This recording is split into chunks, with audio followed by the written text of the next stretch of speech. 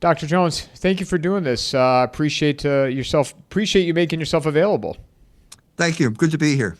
So I have to start off with this something that I've been thinking about a lot, and been watching your conversations. Saw you on Candace Owens' show, and I was talking to a friend of mine about kind of the state of where we're at, and he has said, and I tend to agree with him. We are in there are much evil forces and sinister things that maybe I don't even realize the magnitude of it, and I don't think the masses do either of how much evil is, out there right now and pushing some of these narratives. And you are, I mean, this is what you do, covering all this. But that statement I just said about the evilness in the world and really how deep this thing goes, much, much deeper than even what I think. Is that a fair statement that I said? Yes, there are all kinds of forces. After World War II, we had basically government based on social engineering, which is we're going to change your environment. We're not going to tell you why. We're not going to tell you what we're doing. And you won't know because your environment will change. This was, in other words, we had a government that was at war with the people. Walter Lippmann had proposed this in the 1920s when he wrote a book called Public Opinion. And he claimed basically that Jeffersonian democracy was okay during the 18th century, but it was impossible in the 20th century. You had to hand the government, everything is much more complicated now, so you had to hand the government over to experts, which was his code word for Jew, and let them run the thing, and that's what we got. So we have such a country that is being basically run by people behind the scenes. But the only thing that's changing now is that we're starting more and more to pull away the curtain and see the people who are behind the scenes. So an example would be Tucker Carlson's interview with Thomas Massie when he said everybody is controlled by IPAC. Everybody in the Congress except Massie is controlled by IPAC. They have a handler who tells them what to do. That's the beginning of the end, because this type of social engineering, this type of control only works if it's hidden in the shadows. Once it's out in public, the reaction starts to build, and eventually it'll start to change. The question that I have with that, though, do you think this information is getting out now intentionally, or is it the independent media, the alt-right, because I don't even have faith in the right-wing, the quote-unquote right-wing media any longer. Do you think they're intentionally trying to do this? And if so, why? Okay. You're going to have to say they. You have to tell me who they is, and you have to tell me what this is before I can give you an accurate answer. For example, like Thomas Massie, the AIPAC statement, right, saying that every member of Congress has a representative from AIPAC, or the church that was just bombed in Gaza, or okay, let's stop with Massie. Yes, I think Massie is telling the truth. I think it's a fairly clear statement. I think it's true. Yeah. So what about what? So you want to talk about the bombing of the church in Gaza? Well, just now is looking. It's looking to me. It's very clear how it appears that the United States is being controlled by Israel, right? Right. So, but like to your point, you said this was happening post World War II, but why is it getting out now? This episode is brought to you by Vaulted. Launched by McIlvaney Financial Group, with Vaulted, I literally just tap a button and I own physical gold stored in a professional vault. Vaulted is offering all of my listeners $50 of free gold when you click on my sign-up link. They have a tool called Vault Plan that allows you to passively add your gold position every month. Just activate it for 6 months and you will get $50 of free gold in your account. Click on the promo link in the show notes or go to vaulted.blbvux.net/coffeeandamike. Because Logos is always rising. Because we are always being able to learn more about what's going on. And that's what has happened. So if you're asking about the church in Gaza, the Pope apparently called up Benjamin Netanyahu. I don't know what he said, but it probably wasn't pleasant for Netanyahu to hear. And Netanyahu came out and apologized. said it was a mistake. This may be the first time a Jew has ever apologized for anything in 2,000 years. I can't think of one other example, but he was forced to do it because the Pope basically called him on it. Now, the Netanyahu said it was a mistake. I don't believe that. I don't think anybody believes that. And so we have all these cardinals saying and trying to be polite, but saying, no, I think you're lying. This is a lie. I don't believe anything that Netanyahu says. I think the Israelis have shown that they are notorious liars. And I think that this is another example of their lying. And so they're just adding one sin on top of another. So now where do you see this going as, the curtain has been pulled? Does Israel back off, or? Israel is going to disappear. Israel is going to disappear within the next 3 years. No Jewish kingdom has lasted longer than 80 years. Israel will disappear. We see the signs already. The younger generation are burning their draft cards in Israel. There are fanatical settlers on the West Bank who are now attacking IDF soldiers because they're not fanatical enough in their ethnic cleansing. This is all falling apart at this point. The only thing that's holding it together right now is Benjamin Netanyahu, and he's not going to last forever. So that's the writing on the wall, as far as I can tell. And when you say disappear, what is your definition of disappear, or what do you see? Well, obviously, I mean the Zionist regime. Obviously, whatever land is going to be there, it will disappear in the same way that the Roman Empire disappeared.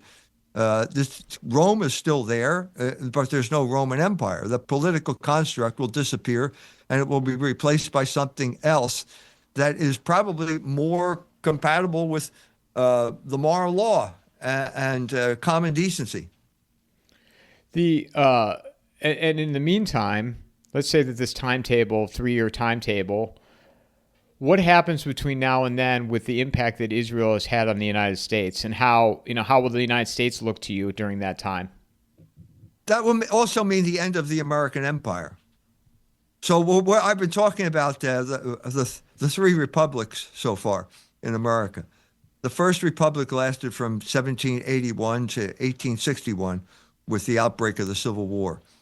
After that, you could not say that you were a citizen of New York or Virginia as if they were independent republics. It was simply the United States of America. That idea simply vanished, even though it's in the Constitution. The Second Republic began in 1865, ended in 1945, which is the beginning of the American Empire. At this point, we are now 80 years after 1945. 2025, the Third Republic is passing out of existence, and I'm saying certain things will disappear. The United States is saddled with obsolete military technology, obsolete ideas. Conservatism is an obsolete idea. Judeo-Christian values doesn't exist anymore. These were crucial philosophical principles of the American government. Sears and Roebuck has disappeared. Who thought that Sears and Roebuck? The mall is now is now an obsolete form of retail technology. These are things that will pass away. It's easier to talk about what's going to pass away than what's going to come into existence. But I think that the Holocaust narrative, which is basically the foundational myth of the Third Republic, will pass away, and with it, Israel will pass away. The Holocaust narrative was used to create the state of Israel. Once that passes away, Israel will pass away too. Emmanuel Todt has talked about this. He said that the American empire is failing because the basis of the hidden grammar of the American empire is Protestantism. And he says Protestantism is evaporating, and I agree with him. I think that's true. That Protestantism will pass away as well over this period of time. And so we will end up with Protestants were the main pillar of American society. Samuel Huntington said that an American was an Anglo-Protestant. If that's the case, the ethnic composition of America is Protestant, Catholic, Jew. The Protestant will disappear, and so we will have a Jewish Catholic conflict as the inaugural event of the Fourth Republic, and the symbol of that would be the Israeli attack on the Holy Family Church in Gaza. That's a symbolic. This is like the firing on Fort Sumter, what that was for the beginning of the Civil War. That's what's going on now. So do you see, so on the Fourth Republic, you see some type of Jewish Catholic conflict here on the United States soil? Yes. The conflict is over whether there is a universal moral law or not. That's going to be the fundamental conflict. Is there a moral law that applies to everyone on the face of the earth, or do Jews have some type of privilege which puts them above the law? This is an issue we have to resolve in America. We cannot go forward under this ambiguity now, because it contradicts everything that we believe as Americans. The Declaration of Independence, liberty, equality, all these things is de facto a dead letter now, because we have Jewish privilege and we have Jewish control of our culture. We have to resolve this issue. How does, you say that, and I think to myself, how the fabric of this country has changed. I mean, over the last 4 years, but way beyond before that, with the amount of people that have flooded here, and it's completely different now. I was just in Washington, D.C. at the Lincoln Memorial, and it's like you're looking around, and I'm like, I don't know what this place looked like 20 years ago, but it had to have been drastically different than what I'm seeing out there. Well, the problem is that seeing can be deceptive. And so there's a group of the race guys, the white boys, they look at the color of your skin, and they don't understand the hidden grammar here. Which is Protestant, Catholic, Jew. That's the ethnic form of America. So everyone who comes here becomes, no matter where you come from.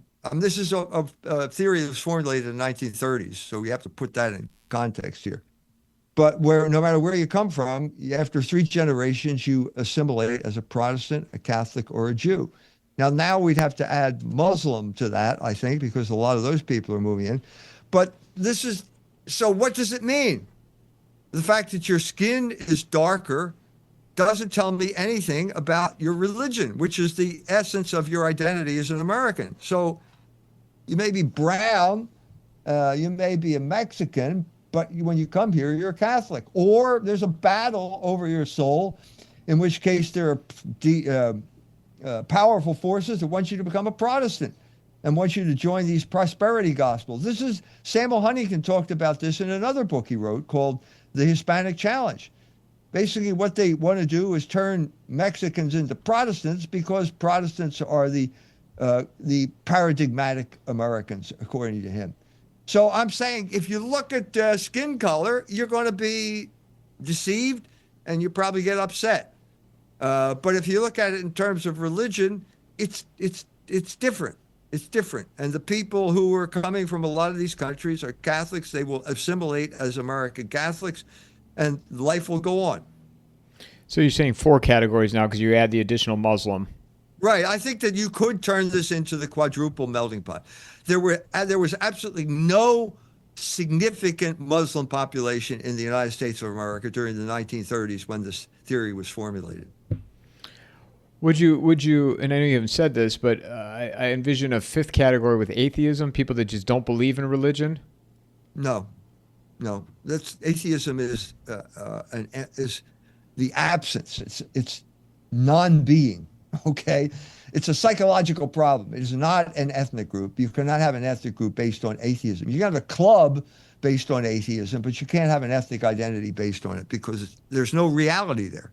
It's simply the negation of something. And ultimately, it's an irrational negation of something that is based on psychological problems relating to the father, relationship with the father. So no, it's not going to be, there will not be a separate category of atheists. Well, and also with that, you talk about, the absence of the father and just, our society as a whole. And you referenced something, city of God and city of man, and how we've turned into city of man, which is very well said the way you explained it. Yeah, it's either a love of God to the extinction of self, which is the city of God, or love of self to the extinction of God, which is the city of man. These are, St. Augustine said, these are the two alternatives now, and they will last till the end of time. And so what you saw over this period of time was a gradual shift from the city of God to the city of man, which also corresponded to the shift to the American empire and the emphasis on Satanism. That is the basis of American identity and the American empire. And so I wish I got done doing a podcast and people called up to me about the death of Hulk Hogan and how does he fit in. I said Hulk Hogan is the epitome of the American empire. Okay. He's a guy who's he's this kind of muscle-bound, grotesque figure that's been shot up with steroids to build up those muscles, and eventually they killed him. That's kind of what the American empire is like right now. You got all of this military power that makes you muscle bound and you can't affect anything. The classic example is Donald Trump dropping bombs on Yemen to stop the Houthis. He didn't stop anything. This is not the source of our power as a country, but he thinks it is. And people buy into all this, right? They're still buying into this. A lot of people go to watch wrestling. I'd never done it, but I mean, apparently there was a big segment of these people that would vote for Donald Trump. I'm sure you've seen those videos of Donald Trump marching out into the World Wrestling Federation gathering. Everybody's cheering. He's got Kid Rock with him. Tucker Carlson. I don't know why Tucker Carlson's there, but anyway, this was kind of low class stuff. But I think it was a big part of Trump's identity. I think he's a guy who sees wrestling as a way of viewing the world. I think he was Hulk Hogan when he attacked the Houthis. I think he's these skinny guys, I can just drop bombs on them and they'll all just roll over and play dead. That doesn't work that way. But I think, I said wrestling is an identity marker for a lot of people.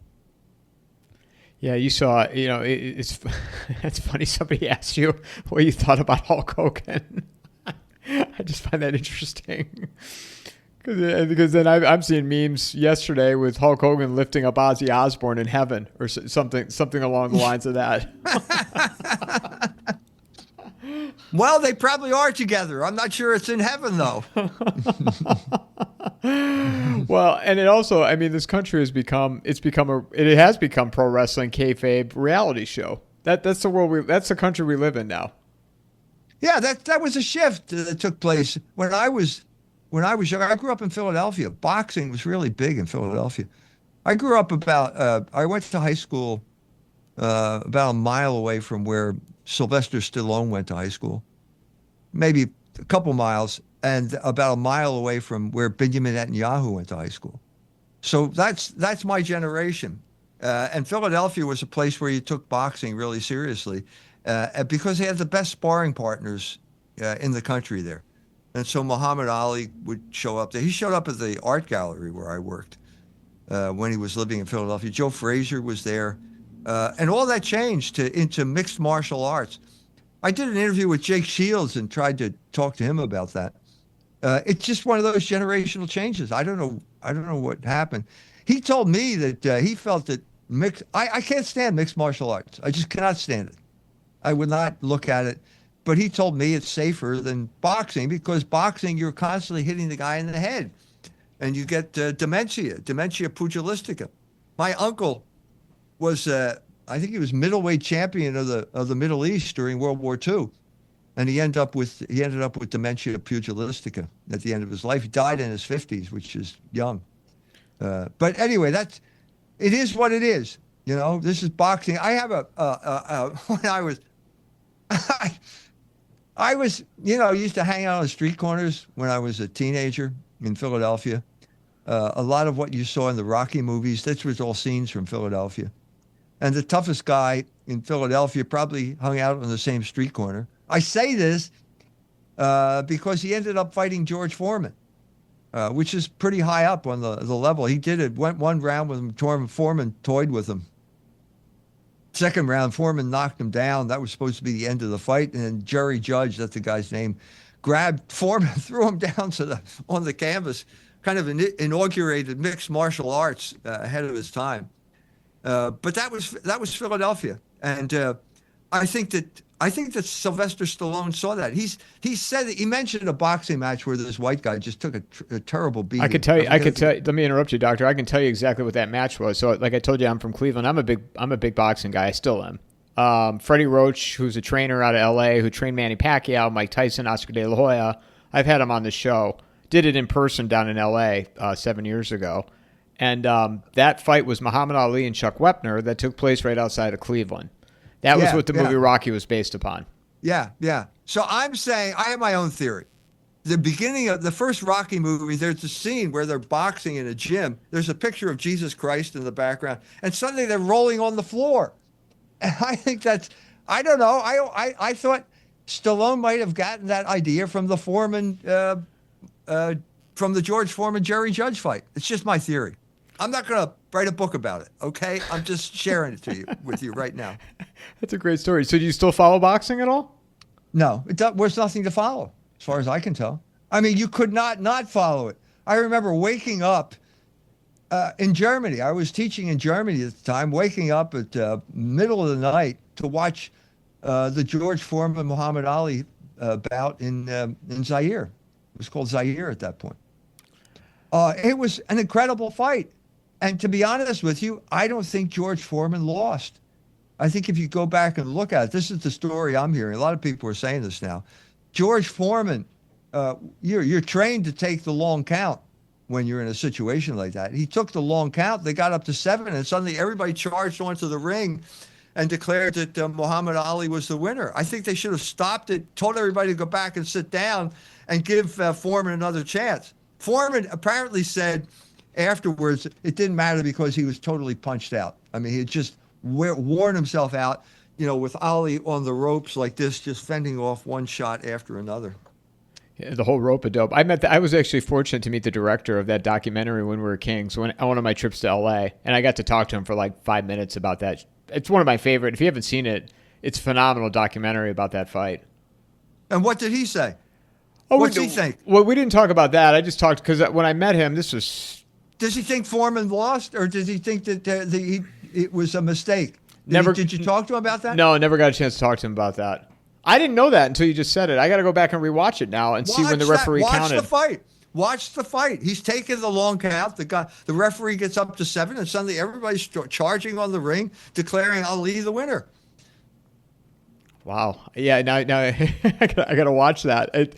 He was such an icon that there had to have been a little bit of bias. I think that's why he won. Yeah. I think it was the legend. It was the myth, the Muhammad Ali myth, that basically was stronger than whatever George Foreman brought to the table there, or brought to the ring. Do you think that's what Trump is to people now? This legend, this myth that, like Santa Claus, is just.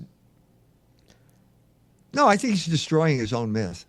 I think this is the tragedy of finally the second presidency. He could have. He had. It was obvious what this man should have done. Obvious. He should have walked. Call up Putin. Say, basically, you won. You can have everything east of the Dnieper River. Let's end it tomorrow. He could have done that. When it came to the Houthis, he could have talked to them and said, basically, look, okay, I'm going to ensure that humanitarian aid gets into Gaza. You stop targeting ships in the Red Sea. That would have solved that problem. It would have also solved the Gaza problem. It was so simple, and he couldn't do it, and so he destroyed his own legacy. And he's never. I don't see any way that he's going to recover now. Did you have any optimism when he got back in? Yes, of course I did. I voted for him because first of all, because I felt he was the lesser of two evils, which is always the Catholic principle when it comes to elections. And secondly, because he said he was going to end the war, and who could stand another Kamala Harris? And he told everyone he was going to end the war. I thought, man, this is the guy, the art of the deal, and he didn't do it. He's a tragic figure because he's controlled by the Jews. You can love the Jews. You can be the biggest Jew in the world, but you got to tell them, I'm the boss. I'm the big Jew, not you. I'm the big Jew because I'm the president of the United States of America. This is why I did an interview with Norman Finkelstein when he was in that tenure battle at DePaul in Chicago. And he said, it's a battle between me and Alan Dershowitz over who's the toughest Jew in Borough Park. That's what it came down to. Who's the toughest Jew? And Trump had to go in and say, I'm the toughest Jew, and you listen to me. And if you don't do what I say, I'm cutting off the military. But apparently he's deeply enmeshed in the Jews. The Jews control him. And it looks as if it's, you can do what you want domestically as long as you do everything we want internationally in terms of Israel. So it's tragic. When did you realize it's become a tragedy? Well, with the Houthis. With Trump in general. Oh, with the Houthis? With the Houthis. I think it was so simple. And the fact that he drops bombs on them, and then he says, I solved the problem, they surrendered, and then a week later they sink another ship. So it's preposterous. It's like Hulk Hogan. This was Hulk Hogan foreign policy. The bombing in Iran, to me, is still the most bizarro. We took it out. Yeah, we took the facilities out. I think this was totally orchestrated in the same way that exchange a couple of years ago after the murder of Soleimani was orchestrated. So I think he basically told the Iranians ahead of time when he was going to do it. They moved all the nuclear material out. He dropped the bombs. There were no radiation came up out of those craters. So there was no radioactive material there. And then he allowed them to attack the American base in was it Oman or one of those places on the Gulf? And so that was that. And it never escalated beyond that. So that was orchestrated.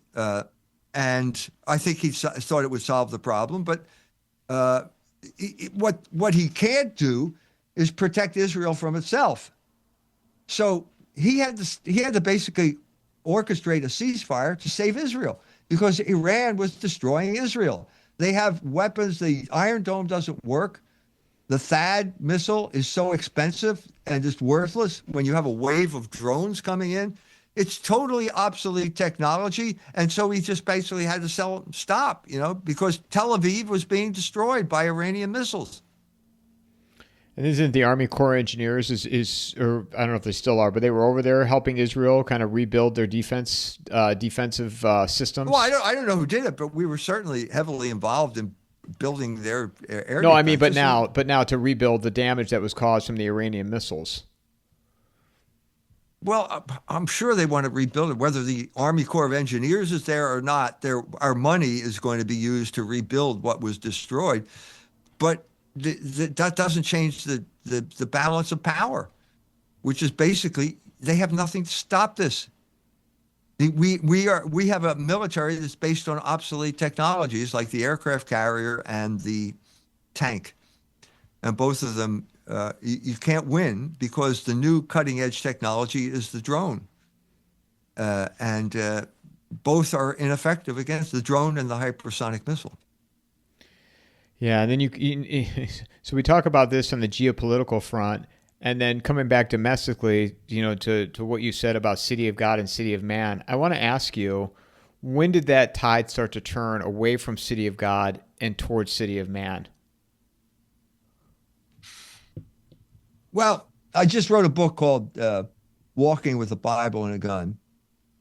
And the point of that book is, Emmanuel Todt was right. The American empire is failing. The hidden grammar of the American empire is Protestantism. But then Todt, the Frenchman, doesn't know what Protestantism is. The hidden grammar of Protestantism is Satanism. Now, why everybody go, oh, what do you mean? I'm a Protestant. I never worked with Satan. I guarantee you that. What am I talking about? I'm talking about the effect of the Puritans on this country. They are the archetypal, the main Protestant force. Just Samuel Huntington says this in his book. The great Puritan writer was John Milton, and the great Puritan epic is Paradise Lost, and the hero of Paradise Lost is Satan. And so you would be amazed, read the book, but I mean, you'll be amazed at all of the people, the influential people throughout American history who quote Satan's speech as the basis of American identity. Tom Paine, Common Sense, the book that basically created the American Revolution. He's quoting Satan. Ralph Waldo Emerson. You can go into the book, all of these details. So the flaw was there at the beginning. The flaw was there at the beginning because you have this Jewish revolutionary spirit as the basis for America. Now, at the same time, you got people coming over here who just want a better life, and you've got virtually unlimited natural resources and a very limited system of control. Basically, no control. You can do whatever you want, and no one's going to stop you. And that, combined, I talk about existence and essence. Existence is created by God. This country was created by God. There's a logos to the natural resources there. And if you follow that logos, you will be successful. And so you have this constant battle between existence and essence. What was the essence? I'm saying the essence has always been Satanism. John Milton, Paradise Lost. It's never gone away. And that's always thwarted the ability of this republic to thrive because of natural resources and European labor, because labor is the source of all value. It's this contest that goes back and forth. There's always an ideological monkey wrench being thrown into the gears to disrupt what can happen naturally. Look at what's happening to the internet now. You've got this great source of information, but the Jews have to get in and have to say, no, we control the information and you're not allowed to know this. They're stupid. They're a guy who deserves to be in the Silicon Valley Hall of Fame told me, the other day, I'm talking about this, and he said the ADL wrecked the internet because they have to constantly interfere because they don't want any negative thing coming out about Jews. At the same time, the Jews are engaging in absolutely the most atrocious behavior in the history, and they've been engaged in a lot of atrocious behavior, namely the genocide in Gaza. That's the problem here. You got this back and forth. And so to give an even more specific example, you have Ralph Waldo Emerson, who says in Self-Reliance, if that's the devil, I am of the devil's party. But at the same time, he's a good family man. He's a neighbor of Nathaniel Hawthorne, pats Rose Hawthorne on the head, gives her a piece of candy, so on and so forth. What happened over this period of time is that the moral fabric of the United States was destroyed. And the Jews are the ones who destroyed it, largely with pornography. They were behind all of the Supreme Court decisions that mainstream pornography, abortion, usury, gambling, all these bad things. And now they're in control, and they are the country has, the moral consensus has disappeared because of them. I was going to ask you, do you think there's anything left at this point? Anything left? From a moral compass standpoint. Aren't you and I left? Or we're talking. Of course there's always something left. I mean, why would there be? We are full of people here. People who, are being thwarted in their attempt to tell the truth and do good. Thwarted by this small cabal of people that has taken over our country. Yeah, the porn aspect of it is, I remember talking to somebody a long time ago and how, porn is what drives technology. And you look at today, the access that people have, young people, with their devices and their ability to just look this stuff up, and it's just poisoning them. That's right. It has created a huge crisis in the younger generation, which grew up with cell phones in their hands. They're not marrying. They have a totally unrealistic idea of what sex is, largely because of the internet. And pornography is a Jewish business. Pornhub is owned by a rabbi, run by a rabbi. This is undeniable now, okay? And so someone's got to hold these people accountable. The Catholic Church did it in the 1930s when they instituted the production code. The Catholic Church lost its nerve in 1965 when the Jews broke the code. The Catholic Church has never recovered. It certainly has never recovered the political power that it had in the 1930s. That's the problem. Who's going to stand up to the Jews? Who's going to say, no, you don't have the right to control our country? No, you don't have a right to bribe every member of Congress. No, you don't have a right to promote pornography. No, you don't have a right to kill innocent women and children in Gaza. Who's going to stand up to them institutionally? Hopefully the church. Hopefully Pope Leo read Netanyahu the Riot Act. Over the something happened because Netanyahu is the first Jew in history to ever apologize for doing something. He lied, of course, when he said that, but it was an apology. Usually, it's the standard thing is, well, those Catholics were hiding terrorists in the basement. No, nobody believes that. Nobody believes you.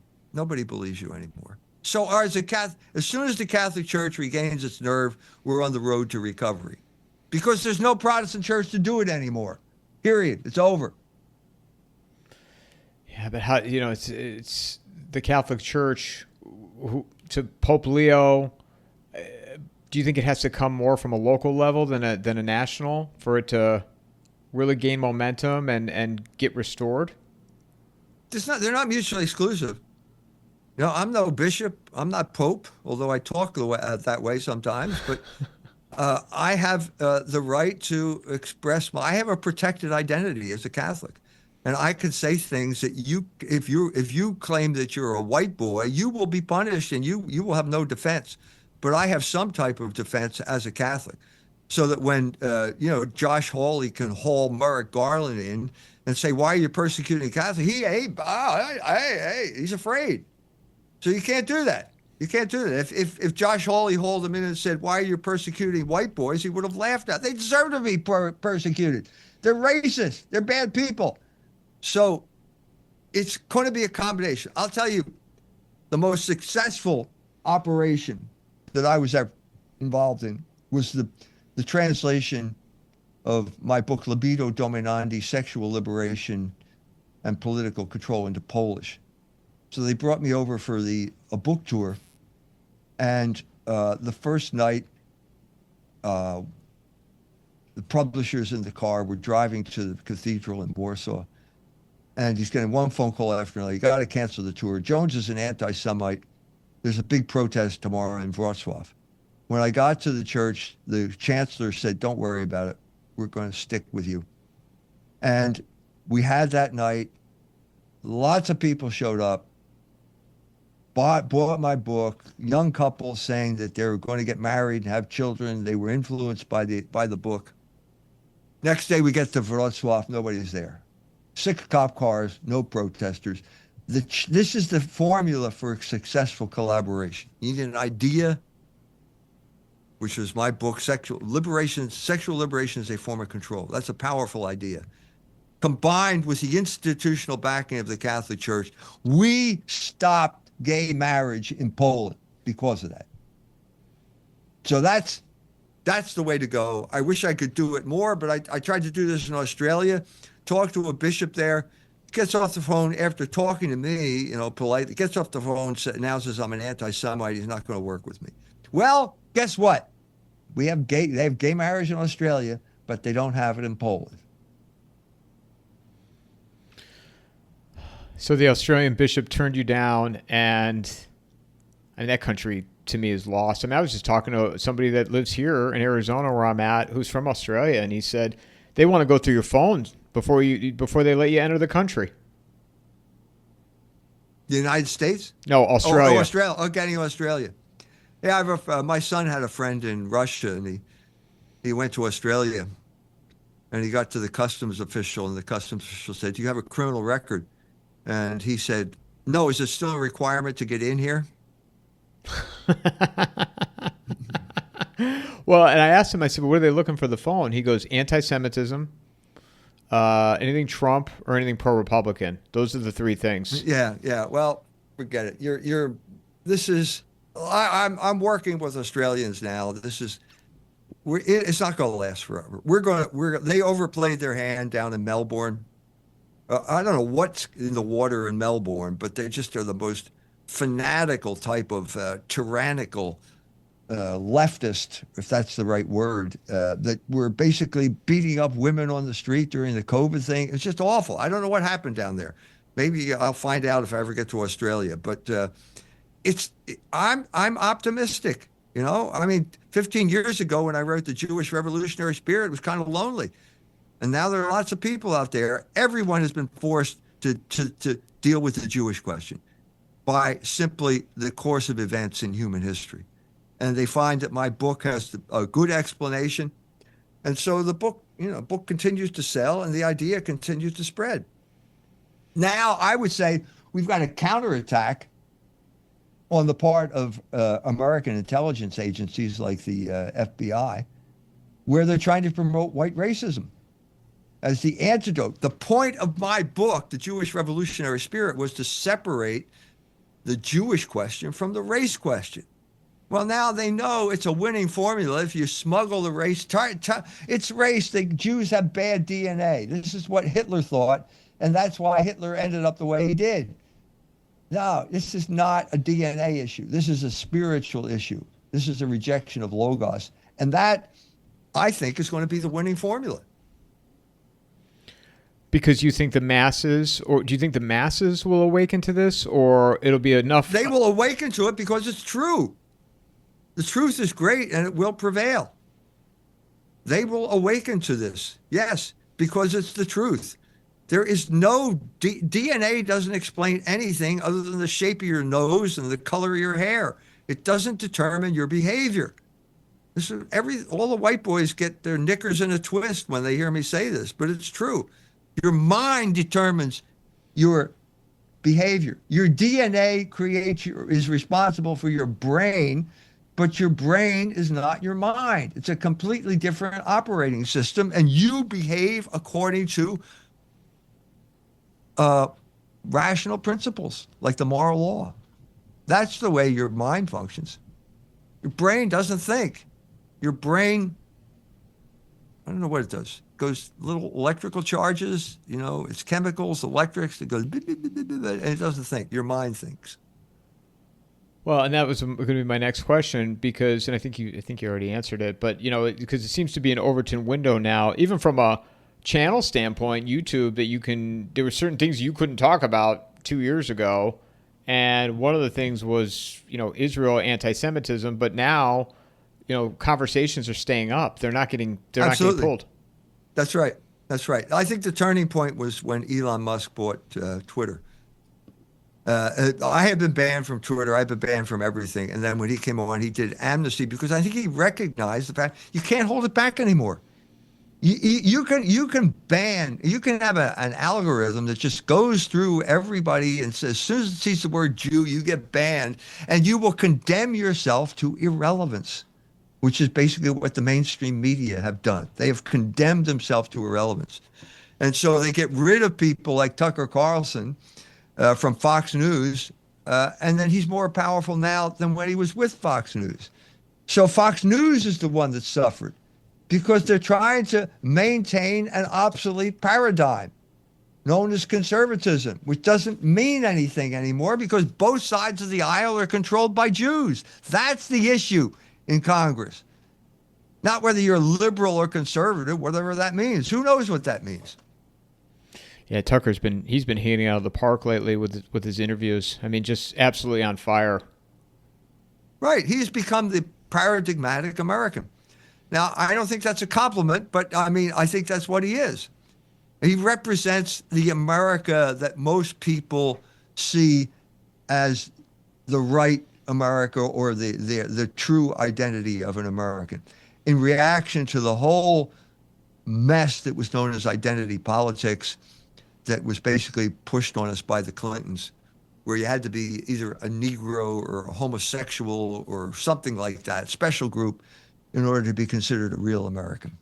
Trump did away with that. Tucker Carlson embodies it. The question is, will he be able to deal with the Jewish question? Will America be able to deal with the Jewish question?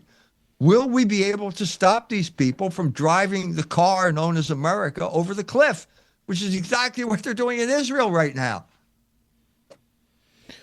Well, and so your optimism, as people are waking up, I want to come back to Trump here for a second. And I mean, do you envision him? It's a Shakespearean tragedy at this Yes, point. absolutely, absolutely. Character is destiny, and this man has character flaws that simply keep him from acting properly. The main being his narcissism. He's a total narcissist, and narcissists are very vulnerable to flatterers. And because they're vulnerable to flatterers, he's always surrounded by people who tell him what he wants to hear as opposed to telling him the truth. And so as a result, he fails. He fails consistently. Consistently. He has failed consistently. What has he done to follow through on? I just don't see it. Don't see it. The obvious tragedies that I've already described in terms of foreign policy are all a function of being surrounded by sycophants who tell him, flatter him as the great leader and tell him what he wants to do. Have you ever seen him when Netanyahu's there? It's disgusting. Netanyahu comes up to him. He says, "Here's a paper, Donald. I have just proposed you to win the Nobel Peace Prize." Are you kidding me? Any normal ruler, any normal person would say, "Are you kidding me? This is a joke. I don't deserve that prize. Why are you doing this? Are you trying to flatter me into doing something?" But he went along. "Oh yeah, great. We got Norway. President of Norway is on board. I'm going to win the Nobel Peace Prize for paying for the genocide in Gaza." This is not a man who's in contact with reality. This is a man who is a slave to his own narcissism, and the flatterers know that, and that's how they control him. Well, and the whole thing with Epstein. Do you think that story is going away, or does that? It goes away and then it comes back. So it goes away. Last week he's saying there's no story. It's old news. Let's go on to something else. Today he's saying that the Clintons live with Epstein. Well, wait a minute. I didn't live with him. The Clintons live with him. Which story is he? He's totally incoherent here. Oh, go ahead, sorry. I think that the main thing. So obviously he was hanging out with Epstein. Whether there are photos of him with some underage girl is, I don't know. Maybe it's out there. But I think the main thing that he and the government are beyond is defending Israel, defending the Mossad. This was a Mossad operation.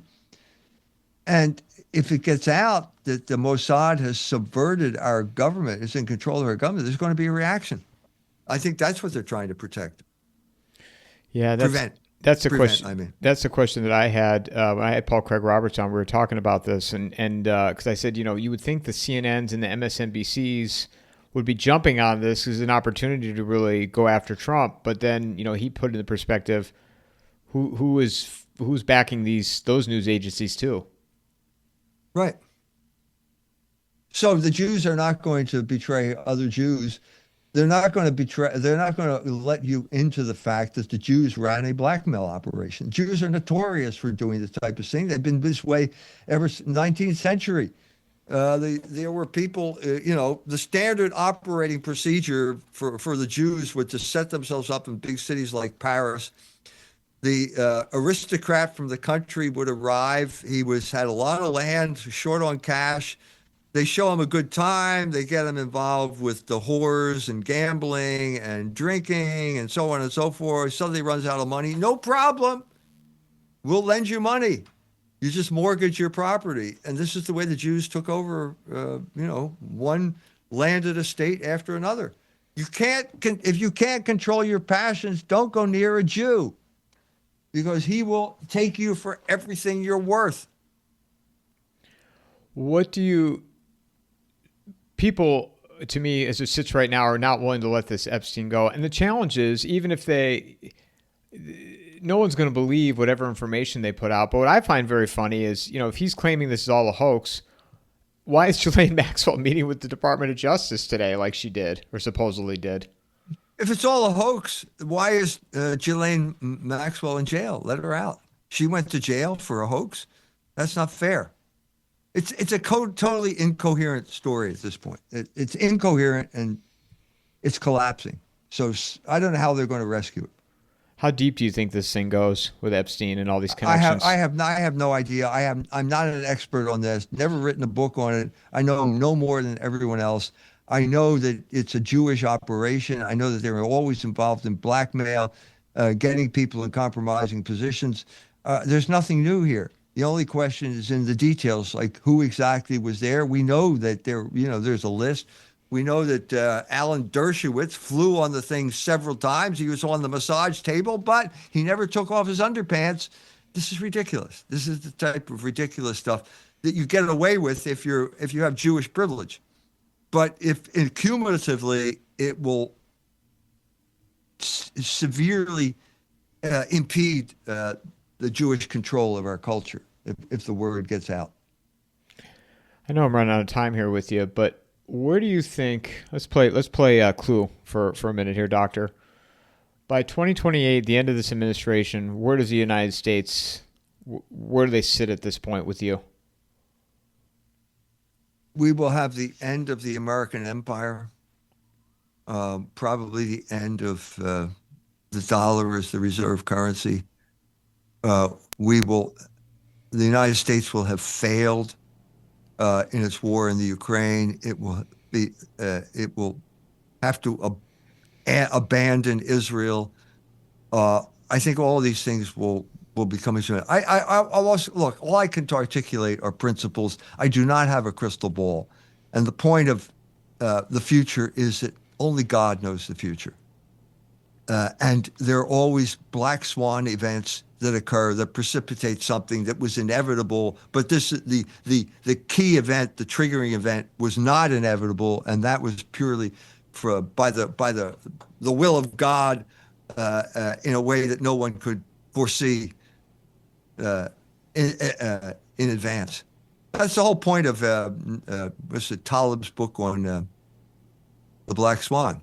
The collapse of the Black-Scholes equation, and whatever that group was that was supposed to work to implement it. It was something happened that was unpredicted, and the whole thing collapsed because nobody could predict it. Do you see the moral compass getting stronger again in this country from where it is now, based on stuff we talked about and the fact that things are being allowed to be spoken about that weren't in the past? Yes. Yes. I think that there is always this inevitable change that, there are people, it's like, are you going to get married? Are you going to have children? If the answer to both those questions is no, you will pass from the stage of history. You will disappear. Jesus said the meek will inherit the earth. I think what he's talking about is that the future is determined by people who accept the moral law, who accept marriage as the truest expression of human sexuality, who go on to have children, and they will determine the future, because you can't determine the future if you don't exist. I heard a good line from a friend of mine when he was talking about if you're a moral person, you cannot get demoralized. There's no such thing. And Yep.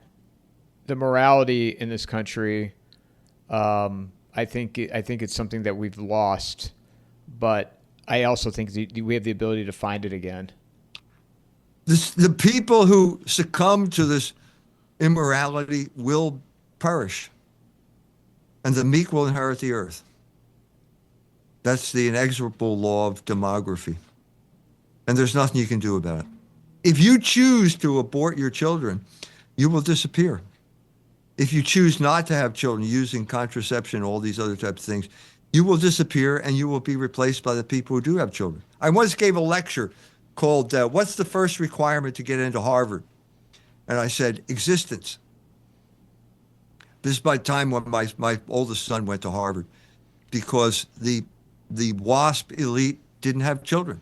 And so they had to rake through the rubbish in places like Indiana, and my son ended up at Harvard because the people who were supposed to go there didn't exist. They never came into existence. That's a graphic example of what I'm talking about. So note to younger people, prioritize family and kids. Get married. It's the most important thing you can do when you're 20 years old and for the following decade. Get married. I was married. I was 21 when my wife was 20 when we got married. We've been married for 56 years now. Congratulations. And we have 5 children, 23 grandchildren. 23, that's it? Only 23? It's a lot of grandkids. 23 grandchildren. Wow. By the grace of God. Where can people find you, Doctor? Go to culturewars.com for the magazine, Culture Wars. All the books that I mentioned are available at fidelitypress.org. Do not go to Amazon. I have been banned from Amazon. Go to fidelitypress.org for my latest book, Walking with a Bible and Gun, about American identity. Social media? Twitter? I'm on Twitter and Facebook. Yes, I'm on both of those things. I have regular presence on Twitter. You can reach me at jones@culturewars.com. You don't need to do that. If you go onto the website, you can order directly from the website, but you can reach me at jones@culturewars.com. And last thing, any new projects on the horizon you want to talk about real quick? Yes, there are new projects, and no, I don't want to talk about them. Well, it'd be more reason for you to I come. always make the mistake of talking about what I'm doing right now as opposed to what I did, and the book is out and you can buy the book. So no, I'm not going to talk about my latest project. You can read about it when it's done. Well, it's all the more reason for you to come back and talk about it when the next. I'd be happy to. Doctor, I appreciate you taking the time. I'm glad we could make this happen. And, I look forward to continuing to follow your work and more conversations ahead. Thank you. Thanks for having me. Mic drop.